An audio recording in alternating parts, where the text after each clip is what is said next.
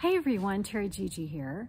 I decided I'm down here at the creek. I just filmed another video and I have a second video I wanted to do today since I'm here and it's quiet and Scott's at home, and here you go. Today I wanted to talk about Scott, in fact, and tell you about, now if I'm looking around, it's because I want to see if anyone's coming towards me so they can hear me. Okay, I don't see anybody, but anyway, okay. I wanted to tell you a few things that I've learned from Scott, that some of them I implemented right away, and some of them it took me 42 years to implement them, and some of them were somewhere along the way of our marriage.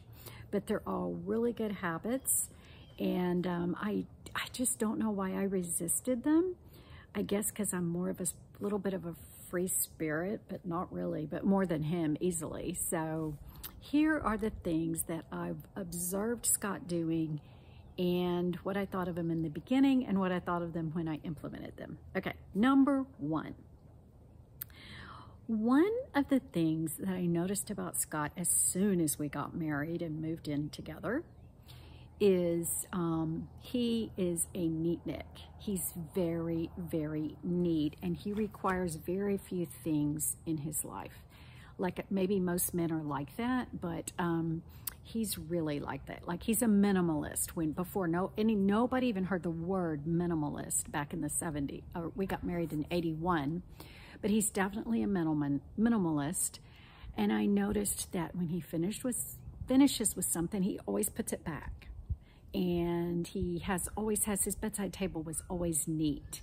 And if he cooked something, he didn't cook much until he retired, but if he cooked dinner on a Saturday or something or wanted to grill and stuff, everything was clean as you go. And when he sat down to eat, there was not a dish in the sink. There was nothing on, everything was cleaned up. And so I picked that up pretty quickly, to clean as you go. I still don't do it every time, but that is a very good habit that I learned from him that has served me so well most of our marriage. And when he sees me cooking and there's a mess everywhere, he'll get up and come over there and start working on it before we sit down to eat. The second thing that I just implemented, y'all, in the last few years and has driven me crazy forever for no reason, is that well, I know the reason. When we would come in from a trip, I don't care if it was a car trip, a plane trip, a trip to Europe, trip down the street, it didn't matter. When he walked in the house, he emptied his suitcase. Like he wouldn't even check them. You remember when you checked your messages on the answering machine? He wouldn't check messages. He wouldn't do anything, but he unzipped his bag. He unpacked completely within about 10 minutes of walking in the house. Now, what did I want to do? I wanted to sit down on the couch, go get a drink of water, some iced tea, and just let my breath out for a while and unpack the next day. But you know what? I hated the next morning when I woke up and my suitcase was sitting there full and still closed, except maybe I took out some toiletries, and his suitcase was put up in the closet or wherever we kept it. And I was just like, this is driving me crazy. But he's right, but I'm not doing it. I'm just too tired when we get home from a trip. Well, guess what? After probably in the last 5 years, I just decided to unpack as soon as we walked in. And it takes the same amount of time to throw things in the dirty clothes, put a few things away, and put your toiletries away. It's so quick. Your shoes away. I mean, it's so quick. But when you get that done, then you can really relax and you can really not walk into a bedroom with the open suitcase on the floor or on the desk, half empty, you know. Part of the stuff's out, part of it's not. Sometimes it's sat there for days, y'all. I'm terrible, but I know there's some of you like that. So that is something that he taught me that was I resisted it for so long, and I do it now almost without fail. The third thing that I learned from Scott that I also resisted, probably because of the way I grew up, was another thing to do with travel is getting to the airport so early. And I'm talking whatever craziness, pre 9/11, he was doing that, getting to the airport early. And I would resist because I didn't like sitting in the airport. Well, one time we were living in Houston and we had a cruise and we had to go to the airport in Houston, fly to Orlando, stay overnight and get a ride to the ship dock or whatever it's called, the port, the next morning to take our cruise. So we had to be there the day before. And our ride didn't come. I won't get into that, but our ride never showed up. But because we told our ride what time to pick us up, it was way early. And I was fighting Scott on it, thinking it was so silly. Why do we have to leave so early, I would say. Okay, so because we had so much time, we waited and waited for the person and waited, and we realized we found out they were not coming. And so we had time to load the car, drive to the airport. On the way, luckily it was cell phone time. I was able to find a remote parking spot because we were going to save money on parking too, because we were going to be gone like a week and a half. Anyway, find remote parking that had spots because sometimes they were full. I found that online. I made our spot. We got in. And we're really flustered, y'all. You can imagine. We're really flustered by this whole thing happening because you're waiting and waiting and waiting and waiting, and you realize, okay, our whole plan fell apart. So we get through security, and we are so frustrated and just like we're starting our trip, just like, Urgh. Well, guess what? We had enough time to go in Chili's, sit down, have a snack, and I'll never forget, we ordered tequila sunrises. We don't ever sit at the airport and drink, you know what I'm saying? So we each had a tequila sunrise. We had our snack, I don't remember what it was, egg rolls or something. And then we leisurely went to now we're relaxed, right? And we leisurely go to the gate. We have plenty of time to get our flight. And so I'm just telling you that extra time became a thing that we did. And Scott told me, he said, the vacation starts at the airport, not when your plane lands at the destination. The vacation starts at the airport. So you should just, as soon as you get through security, you're good. You know how that feels. Security is just not fun anymore. Well, never it was fun, but this is all the stuff you have to do now. But anyway, I like his idea. And a lot of times he'll say, why don't we'll be getting to the airport around lunchtime and we don't want to eat airport food. We'll leave early enough to eat in a restaurant in the airport and just take our time. So that's kind of a fun thing that I have quit fighting him on, not fighting him, but just disagreeing with him on doing that. Next one. This is a good one. I think a lot of this is men in general, but I could be wrong.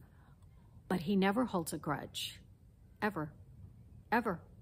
Once he gets it out, he's done. He doesn't bring it back up. He doesn't say, well, remember that time in 1992 when you blah, blah, blah. He doesn't do any of that.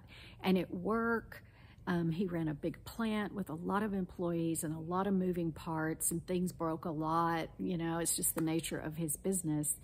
And he would blow his top once in a while. I would hear from other people. But he would be over it in 2 seconds. If people would just do their job, he wouldn't have to blow his top, right? But anyway, he doesn't hold a grudge. He doesn't stay mad, and he doesn't sulk. And that is a great thing that I have learned from him to try not to do. What else? Oh, here's another thing that's kind of like the kitchen, cooking and everything. He always says, we need to close the deal. Like when you get home from a trip, closing the deal is unpacking right then, putting your suitcase away, and that's the end of the trip. You've closed the deal. When you're cooking dinner, you need to clean as you go, and as soon as you get up and put your 2 plates, your forks, and your cup in the dishwasher, you've closed the deal. When you have a project, he will stay in that yard, y'all, till he's almost dehydrated and passing out, but he will not stop till he finishes all that he planned to do in the yard. He wants to close the deal. He doesn't want it hanging over his head. And I think that is so, so wise.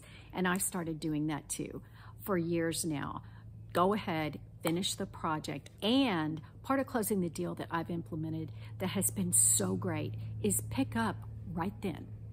Right then, pick up the mess you made closing the deal or cleaning out the closet or whatever your project was.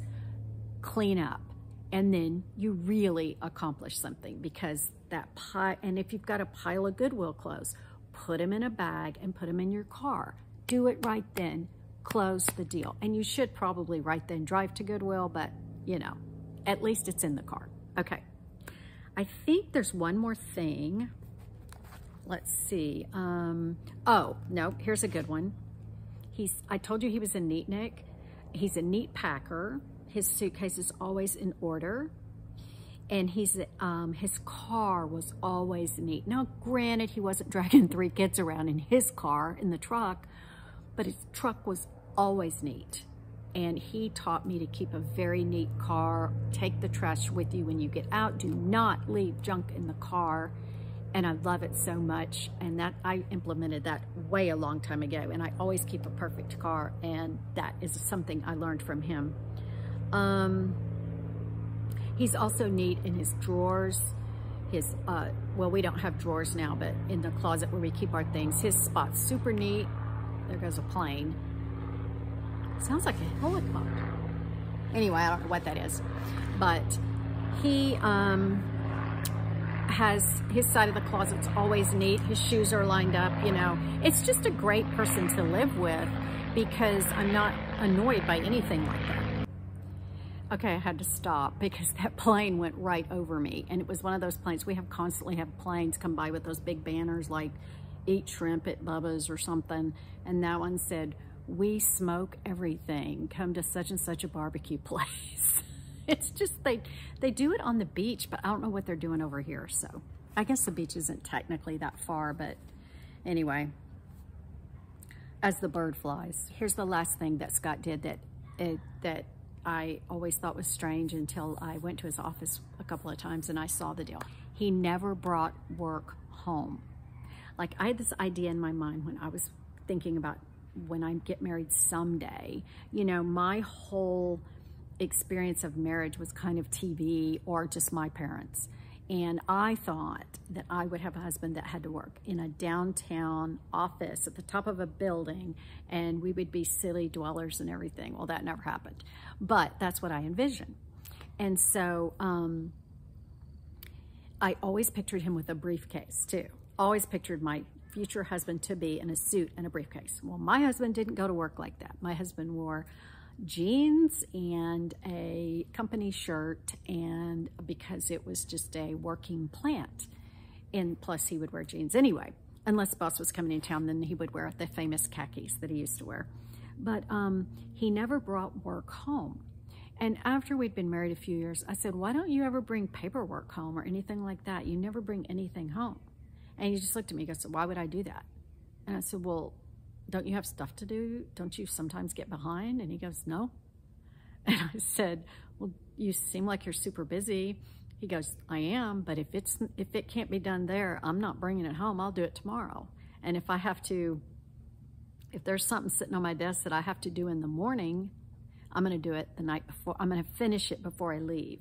Close the deal of the day. Close the day. He didn't bring stuff home. I remember one time they had these huge price increases, and some reason this particular one had to be done by hand, and he did bring it home over the weekend, and him and I did it together. And I was so proud that I got to help him, but that was one time in all the years that he worked, which was 40 years. So the other thing that he did, this is a good one too. I only probably went to his office maybe one time a year, if that, maybe one time a year. And whenever I went into his office, he always had a big desk and a big credenza behind him with pictures of us in it. But anyway, he had a big desk, and there was usually not one thing on the desk, but his calendar, you know, those kind that you flip. And then there would be I don't know what they're called, like a blotter, that thing where you have a big calendar that sits there. That would be on his desk. And maybe one folder. He never had stuff spread out on his desk. He never had stuff everywhere. And I visited him a lot. I mean, once a year for a lot of years, and I never saw it any different, either one thing or no things. And I would say, what is this? Why don't you have stuff on your desk?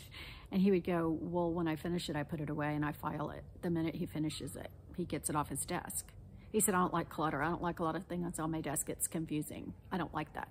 So he kept a very neat working environment as well, so that things ran smoother, because he said, I have constant interruptions from stuff happening with, you know, when you have over like 120 employees, there's just a lot of stuff in a place like that. Stuff happens.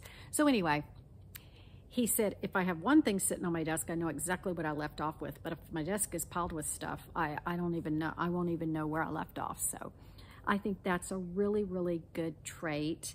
And he also says it helps him to focus, to just have one thing at a time. So I think that's good. And you know, I always have stuff spread all over the kitchen table with my laptop, my bill pay folder, which I don't even need anymore because there's only one bill we have to pay by hand, and that is the water bill here. They don't have auto pay. The only thing. But anyway, but I'll just have stuff like notebooks and a calendar, and then the little calendar, and then just my water and my, just stuff. I'll have it all over. And I've tried more and more and more. If I'm working in my planner, just have this on the table. And that's it. I don't need all that other stuff except maybe my laptop. So I've learned a lot from him about keeping a clean surface. It does help you focus. It helps you finish faster, and it's just less chaos. So I hope you enjoyed this video, and maybe I inspired you in some, maybe Scott inspired you in some way to change a habit that you have that's not so great. And if you have something that you've implemented that's worked really good for you, or that your husband's implemented and you copied, leave it in the comments to help others. And I will see you later. Bye-bye.